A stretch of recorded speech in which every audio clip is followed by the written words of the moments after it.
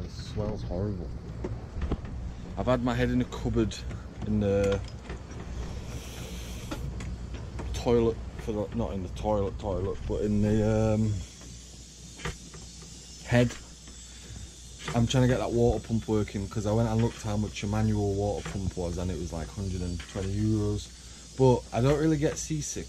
But if I'm doing something like that and I'm not, you know, only, and it took me 50 attempts to get this tiny little screw in where the connector goes on the back of the on-off switch. But I'm fairly confident I've wired it properly this time. So I did try wire this a while ago, and I couldn't do it, and after spending hours and hours and hours I've not tried since. But it would be really handy to have access to that water that could be in the tank rather than having to carry so much water. Anyway, it's wired into this one and I'm just about to see if I've wired it correct. So you're either going to see disappointment or joy. 3. I've got a good feeling though, and the other time I never had a good feeling. I think I've worked it out, and I think the issue I've had when wiring up until recently is not really understanding that not everything has to have a black and a red to it. If there's components in the middle like a switch, they'll both be going from the positive. So I'm hopeful.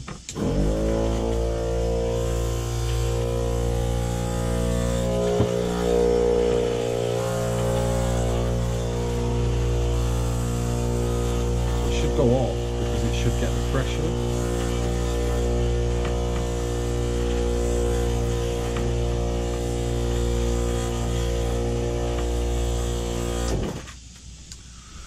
It didn't go off. That might mean that the tap's not actually onto it.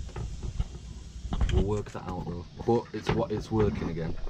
There was a kink in the hose. Let's see. It should take about 2 seconds and then cut off. That's the lights.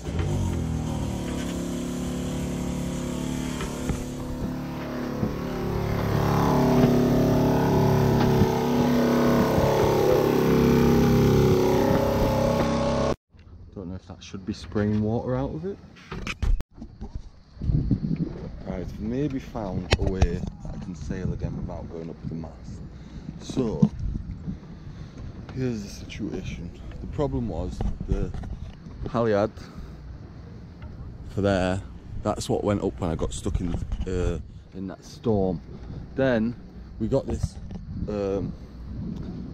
Genoa which is too small. And then when I put it on, everything was getting wrapped, and I think the issue was that secondary line, I had them both coming down the mast. So because of that, I think it was too easy for it to get wrapped at the top of this. Anyway, I got it all unwrapped. So firstly now, I'm gonna see, but hopefully when this goes back up, we'll just get it unwrapped again. Oh, it's wrapped. It's always wrapped.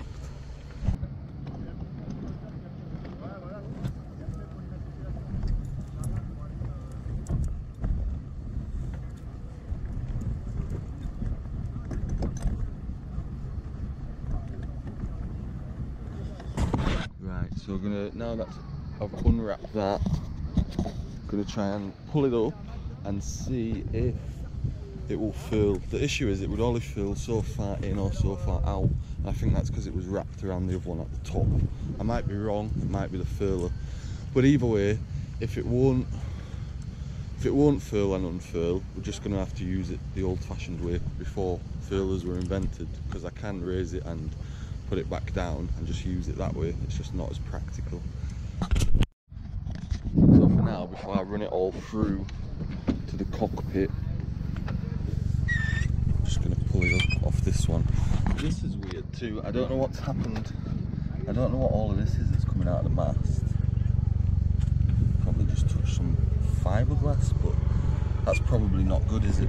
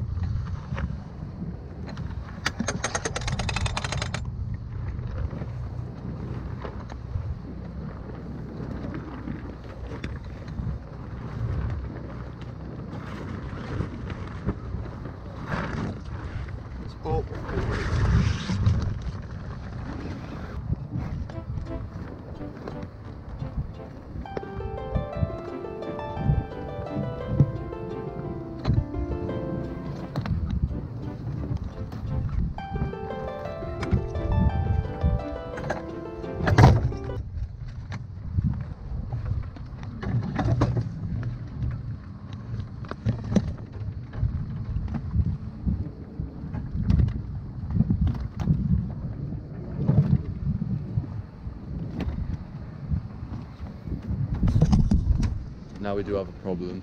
It snapped. Oh. Great.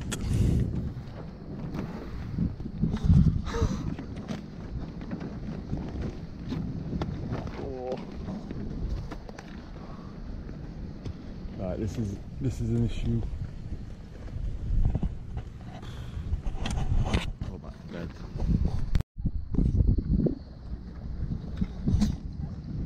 This is a problem.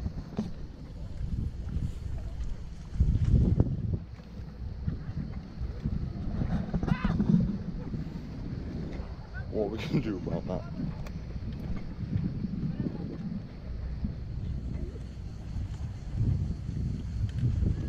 Like, if nothing else, I don't even know where I'm gonna like store that,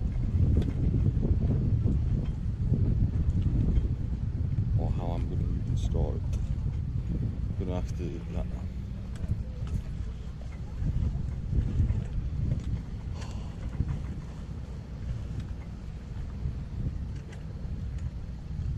It's fine, we'll work it out. I guess step one, I get the sail off, and then I do.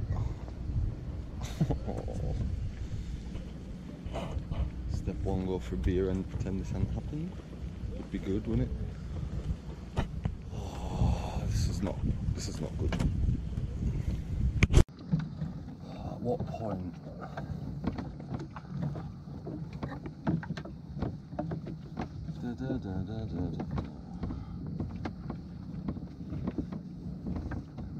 Not go in the water.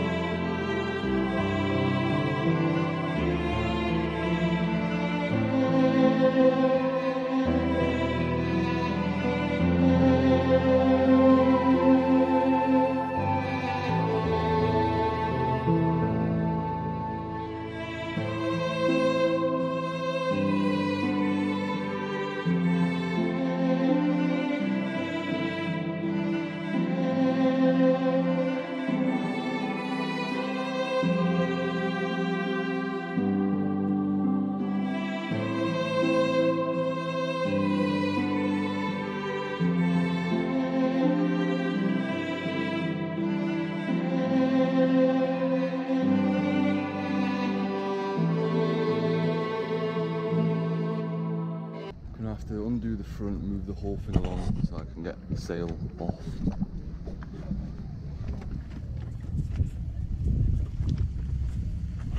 Attach that onto there for now, so it's not going anywhere. Yeah, this ain't gonna be cheap to sort out. Get a different boat maybe. Right, I've got the sail off. Obviously what's happened, rather than the furler twisting as it was supposed to, it's that twisted and that's then pulled out off the top. Don't know why though, like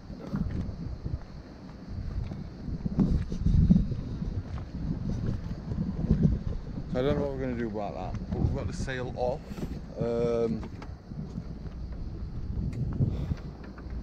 I can see straight away that there's now a bit of a bend in the mast because it's not it's bending back because it's obviously not got any tension there. So what I'm gonna do is I've put, for now, I'm just gonna have to like try and give some tension with the halyard. So that's gone into where the furler would normally go, and then we're gonna have to just tighten that up and see if, and we'll see if the bend comes out of the mast. But regarding sailing, I really don't know what I'm going to do. I also don't know what I'm going to do about that pole, like.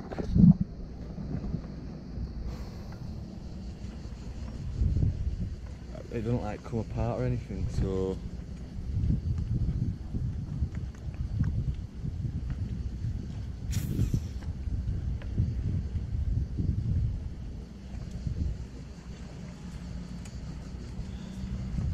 I don't know if I'd have been better leaving it on, and although because I wouldn't been able to get it tight enough. Would I?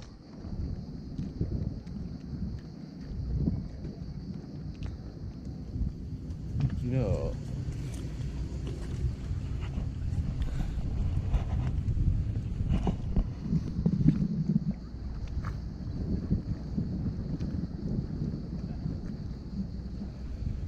because then the pole's going to come down every time, innit?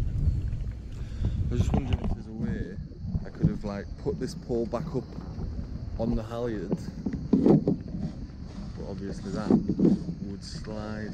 What I would need is that to stay to the top, and you know that's probably why this hasn't worked, because that didn't go right to the top, so I didn't expect something to snap. But if I could get that up onto the top,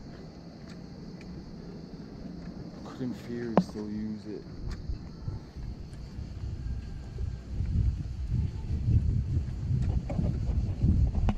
If I ran a line then from the second part, that could be used to then, you know, that might work, because that will pull it back tight, because it will be, yeah, that would pull it back tight because of the halyard.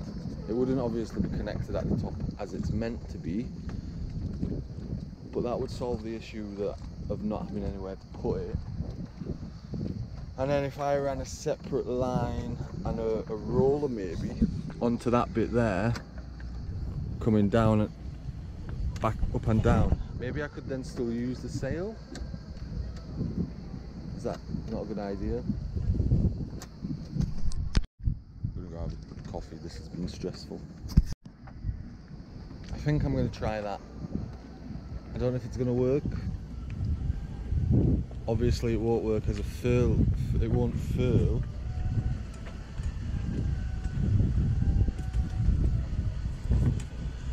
Hold it.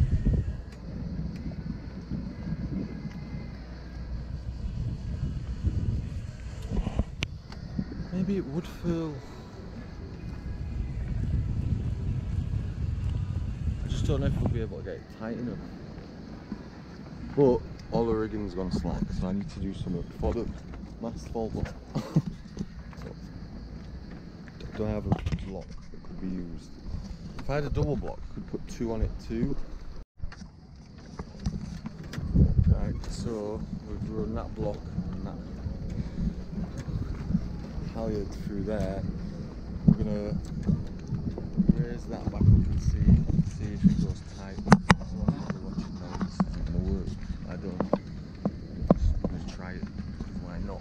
The issue is I've got to go. It took me ages to get the split pin out of the thing at the front.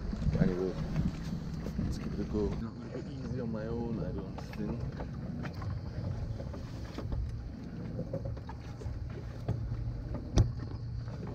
I'm sure that's not going to get me.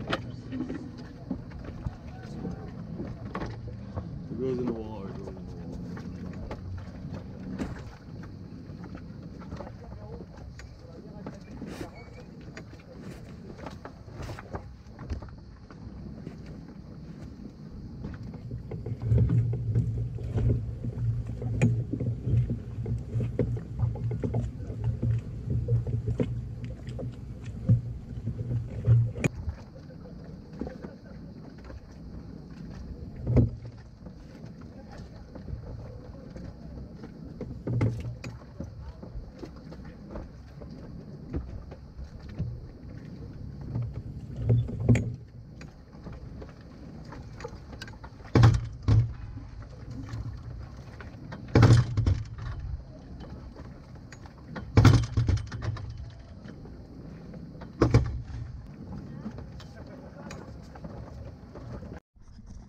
have to do it when the sea's not moving, because as I'm trying to do it, that big pole's smashing against everything. So I'll do it tonight, I think. Hope it works. For now it's like strapped on, so it should be alright. I've rehooked the front back up. Let's hope it works. Right, we're back inside the wet boat and we're going to fit this float switch here, because we need the floor to stop getting wet. It's really annoying, but it's really hot and it's not a fun job. The problem is the wiring of it's quite simple, but trying to get it to it obviously needs screwing into the hole, which just isn't fun to do, and everything's wet and I'm around electronics. So at first I'm going to use the Dremel tool to just start a little bit of a hole so that the screw can take into it, because it's really hard to try and screw into gel coat. Right, that's wired in and on. So now if I pour some water in there, it's on at the switch and it's not pumping, and then once that float lifts, I mean, we don't need to, do we need, well, we'll try it with water, because why not?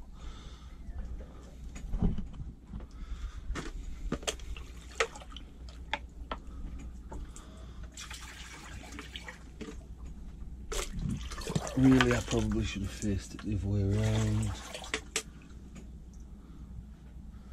because this way it still gets quite a bit of water in before. Let's see how we get on.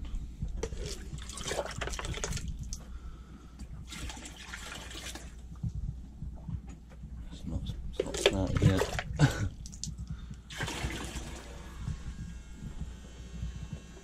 Right, so that's working.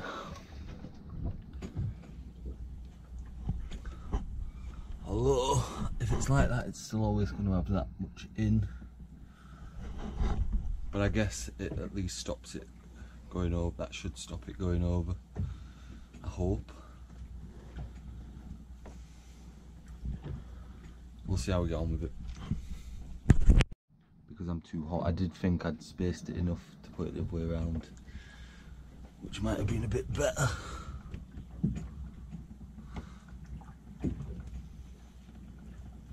Oh, I don't know, we'll see. We'll see if it stays dry. So thanks for watching, I hope you enjoyed this episode. Not an enjoyable episode, it was a disaster really. It was the beginning of and then bigger disaster later down the line.